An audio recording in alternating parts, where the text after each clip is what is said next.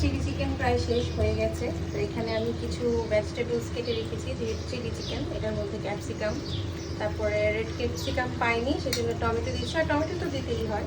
আর এখানে রেখেছি কিউব করে কাটা পেঁয়াজ, আর এখানে চিলি। তো আমি একে একে সবগুলো দিয়ে দিচ্ছি। ফার্স্টে আমি পেঁয়াজগুলো দিয়ে দিব,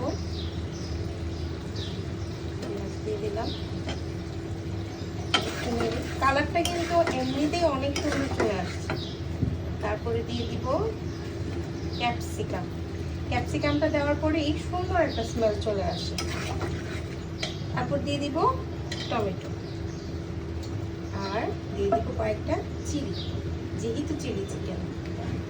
তো এখানে আর এইখানে আমি রেখেছি কর্নফ্লাওয়ার, এটা হচ্ছে নামানোর আগে থিকনেসটার জন্য চিলি চিকেনের, ওইটার জন্য আমি ইউজ করব। এটা একটু পরে দিচ্ছি। এই যে আবার কি সুন্দর কালার চলে এসেছে,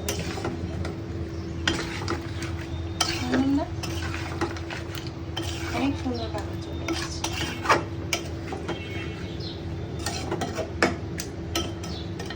একটু পরেই আমার রেডি হয়ে যাবে চিলি চিকেন সাথে fried rice. Thank you, by.